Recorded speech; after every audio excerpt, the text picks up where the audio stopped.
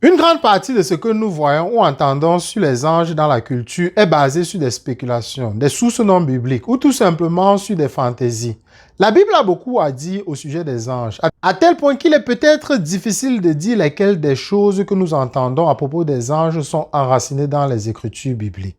Ne vous inquiétez pas, dans cette vidéo, nous allons discuter de 10 faits que vous ne savez probablement pas sur les anges. Si c'est la première fois que vous découvrez la chaîne, je vous invite à vous abonner, à partager, à activer la cloche de notification afin de ne pas rater mes prochaines publications. On en discute des faits sur les anges juste après le générique.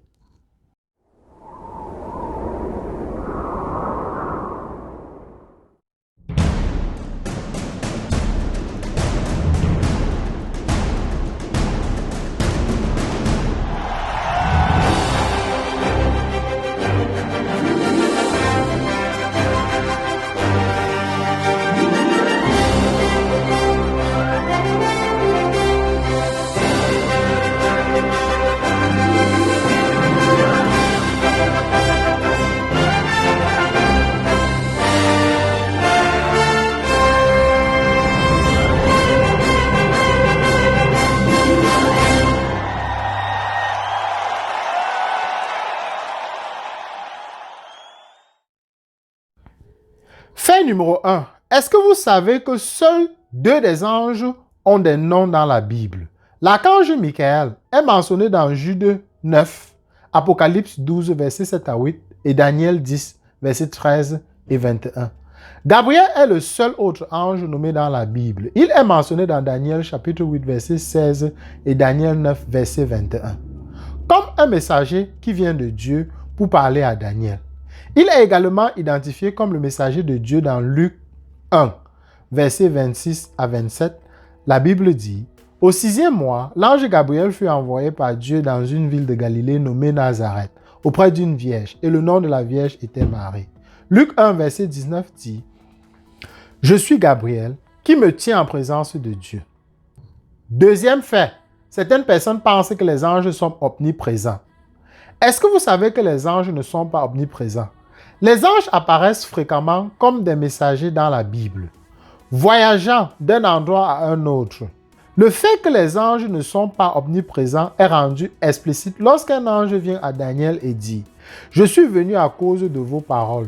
Le prince du royaume de Perse m'a résisté 21 jours. Mais Michael, l'un des principaux princes, est venu pour m'aider. Alors, je l'ai laissé là avec le prince du royaume de Perse et je suis venu vous faire comprendre ce qui arrivera à votre peuple dans les derniers jours. » Voir Daniel chapitre 10, versets 12 à 14. Si les anges étaient omniprésents, Michael ne serait pas venu aider, car il aurait déjà été là. Et cet ange n'aurait pas besoin de quitter Michael pour apporter ce message. Contrairement à Dieu, qui est omniprésent, les anges sont des créatures finies, limitées à un endroit à la fois. Le troisième fait que vous ne connaissez probablement pas, c'est que certaines personnes pensent qu'il existe un nombre défini d'anges.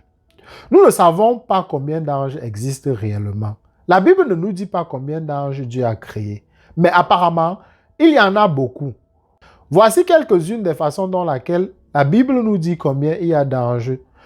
Voir Deutéronome chapitre 33, verset 2, la Bible dit « Sur le mont Sinaï, Dieu est venu des 10 000 saints avec un feu flamboyant à sa droite. » Dans Psaume 68, verset 17, la Bible dit « Nous apprenons également que les chars de Dieu sont des dizaines de milliers et des milliers et des milliers. » Lorsque nous venons adorer, nous entrons en présence d'anges innombrables. Voir Hébreux chapitre 12, verset 22.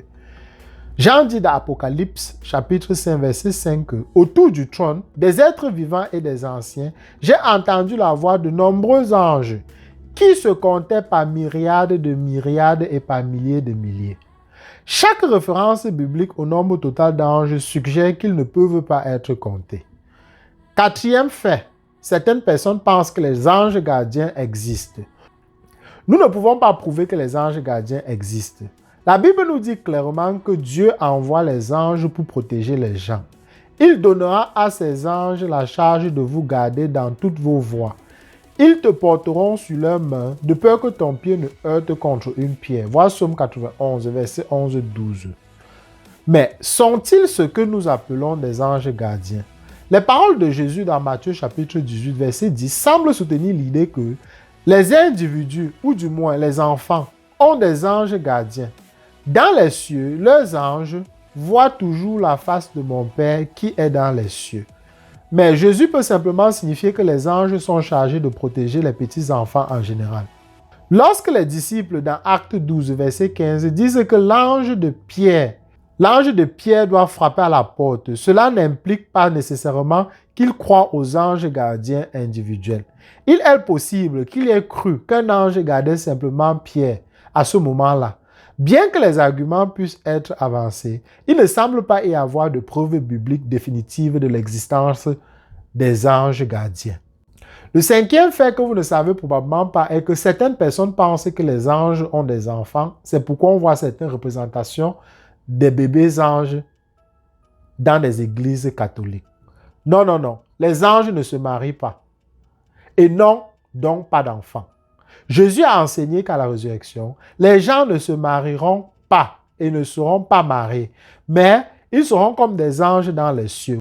Vois Matthieu chapitre 22, verset 30, ou aussi Luc 20, 34 à 36. Cela suggère clairement que les anges ne se marient pas.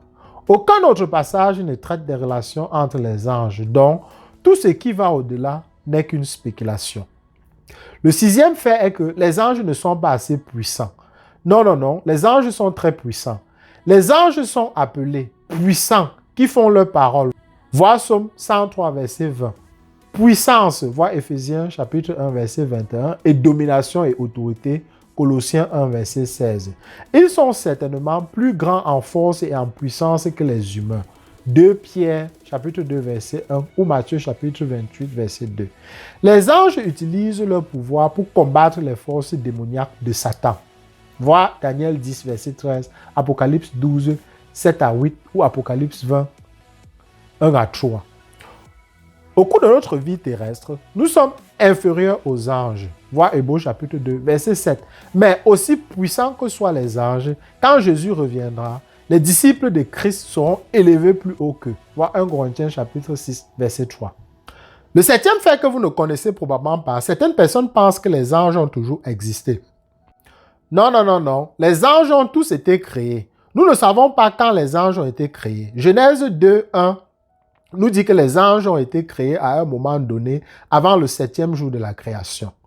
Ainsi furent achevés les cieux et la terre et toute leur armée. Armée fait ici référence aux êtres célestes. Exode 20, verset 11 est encore plus explicite. En 6 jours, l'Éternel fit les cieux et la terre, la mer et tout ce qui s'y trouve. Et il se reposa le septième jour. Nous pouvons au moins confirmer que tous les anges ont été créés au 6e jour de la création. Mais peut-on être plus précis? Il peut y avoir une allusion à la création d'êtres angéliques le premier jour de la création. Lorsque nous lisons que, au commencement, Dieu créa les cieux et la terre. Vois Genèse 1, verset 1. Immédiatement suivi, la terre était sans forme et vide. Genèse 1, verset 2. Il n'y a aucune mention des cieux dans ce deuxième verset. Cela peut être destiné à contraster le vide de la terre avec les cieux, où Dieu a déjà créé des êtres angéliques. Cette idée pourrait être soutenue par Job, où nous lisons que les étoiles du matin chantaient ensemble et tous les fils de Dieu poussaient des cris de joie quand Dieu posa la pierre angulaire de la terre et coula ses bases. Job chapitre 38, versets 6 à 7.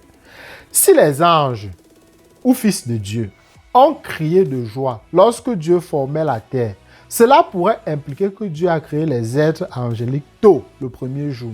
Cependant, ce n'est qu'une spéculation. Le sixième fait est que les anges sont des exemples pour nous.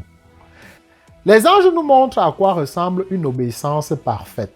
Jésus nous enseigne à prier. Dans Matthieu chapitre 6, verset 10, la Bible dit « Que ta volonté soit faite sur la terre comme au ciel ».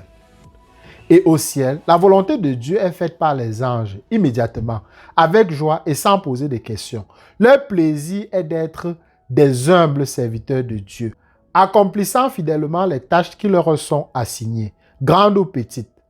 Notre désir et notre prière devraient être que nous fassions de même. Les anges modèlent également le culte. Jean voit autour du trône de Dieu une grande armée angélique, comptant des myriades et des milliers, disant d'une voix forte, digne est l'agneau qui a été immolé, de recevoir puissance et richesse, et sagesse et puissance, et honneur et gloire et bénédiction. Voir Apocalypse chapitre 5, versets 11 et 12. Si les anges trouvent leur plus grande joie à louer Dieu continuellement, ne devrions-nous pas nous aussi? Le 9e fait est que les anges réalisent certains des plans de Dieu. Il existe de nombreuses manières par lesquelles les anges exécutent les plans de Dieu sur terre. Ils apportent fréquemment les messages de Dieu aux anges. Voir Luc chapitre 1, verset 11 à 19, Acte 8, 26, Acte 10, 3, 8, Acte 22, 27, verset 23 à 24. Ils exécutent certains des jugements de Dieu, apportant au fléau sur Israël. Voir 2 Samuel chapitre 24, verset 16 à 17. Frappant les chefs de l'armée assyrienne. 2 Chroniques chapitre 32, verset 21. Frappant le roi Hérode à mort parce qu'il n'a pas rendu gloire à Dieu. Acte 12, verset 23. Ou versant des coupes de la colère de Dieu sur la terre. Apocalypse 16, verset 1. Lorsque Christ reviendra, les anges viendront avec lui comme une grande armée accompagnant leur roi et seigneur. Voir Matthieu 16, verset 17, Luc 9, 26, 2 Thessaloniciens 1, 7. Ils patrouillent sur la terre en tant que représentants de Dieu. Voir Zacharie chapitre 1, verset 10 à 11. Ils mènent une guerre contre les forces démoniaques. Daniel 10, verset 13, Apocalypse 12, verset 7, 8. Jean rapporte qu'un ange saisit le dragon, cet ancien serpent, qui est le diable et Satan, et le lia pour 1000 ans, et le jeta dans la fosse. Apocalypse 20, versets 1 à 3. Au retour du Christ, un archange annoncera sa venue. 1 Thessaloniciens, chapitre 4, verset 16. Le 10e fait que vous ignorez probablement est que les anges glorifient directement Dieu. Les humains ne sont pas les seules créatures intelligentes et morales qui glorifient Dieu. Les psalmistes déclarent « Les anges glorifient Dieu pour ce qu'il est en lui-même, pour son excellence. Bénissez le Seigneur, ô vous ses anges, vous les puissants qui faites sa parole. Écoutant la voix de sa parole. » Voir Psaume chapitre 103, verset 20 ou Psaume 148, 2. Les séraphins louent continuellement Dieu pour sa sainteté. Ésaïe chapitre 6, verset 2 à 3. Tout comme les 4 êtres vivants d'Apocalypse chapitre 4, verset 8. Les anges glorifient également Dieu en voyant son plan se dérouler. Lorsque le Christ est né à Bethléem, une multitude d'anges ont loué Dieu et ont dit « Gloire à Dieu au plus haut des cieux et paix sur la terre parmi les hommes qu'il agrée. » Voir Luc chapitre 2, verset 14 ou aussi Hébreux chapitre 1, verset 6. Jésus nous dit « Il y a de la joie devant les anges de Dieu pour un seul pécheur qui se repent. » Luc 15, verset 10. Indiquant que les anges se réjouissent quand quelqu'un se détourne du péché et se confie en Christ. Pierre nous dit que les anges aspirent à contempler les gloires du plan de salut, tel qu'il s'accomplit chaque jour dans la vie des croyants.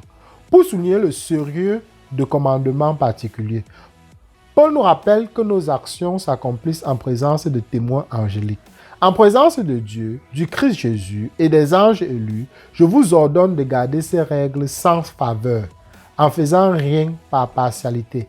Voir 1 Timothée chapitre 5, verset 21 ou 1 Corinthiens chapitre 4, verset 9. Si Timothée suit les instructions de Paul, les anges témoigneront de son obéissance et glorifient Dieu. S'il néglige d'obéir, les anges verront aussi et seront attristés. Le 11e et dernier fait est que les anges ne doivent pas être adorés. Le culte des anges était l'une des fausses doctrines enseignées à Colossiens. Voir Colossiens chapitre 2 verset 18. Dans le livre de l'Apocalypse, un ange avertit Jean de ne pas l'adorer. Tu ne dois pas faire ça. Je suis un compagnon de service avec vous et vos frères qui détiennent le témoignage de Jésus. Adorez Dieu. Apocalypse chapitre 19 verset 10. Nous ne devrions pas non plus prier les anges. Dieu est capable de répondre à la prière. Paul nous met en garde contre l'idée qu'un autre médiateur puisse s'interposer entre nous et Dieu. Car il y a un seul Dieu. Il y en a un seul médiateur entre Dieu et les hommes, l'homme est Jésus-Christ. Voir 1 Timothée chapitre 2, verset 5. Si nous devrions prier les anges, cela leur donnerait implicitement un statut égal à Dieu.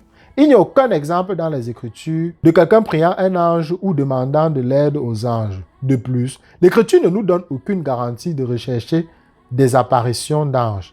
Ils se manifestent non recherchés. Rechercher de telles apparences semblerait indiquer une curiosité malsaine ou un désir d'un événement spectaculaire, plutôt qu'un amour pour Dieu et une dévotion envers lui et son travail.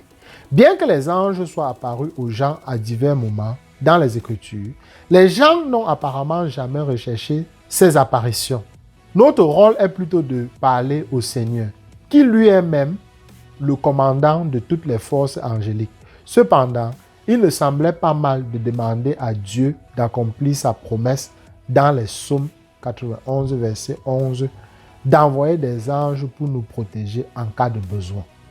Il y en a beaucoup d'autres faits qu'on en parlera probablement dans une autre vidéo si vous êtes intéressé. Mais pour ne pas rendre la vidéo beaucoup trop longue parce qu'elle en est déjà, je vais m'arrêter ici. J'espère vous avoir édifié. Si c'est le cas, abonnez-vous maintenant si ce n'est pas encore le cas, pour ne pas rater mes prochaines publications. On se retrouve demain pour une nouvelle capsule. D'ici là, portez-vous bien. À plus.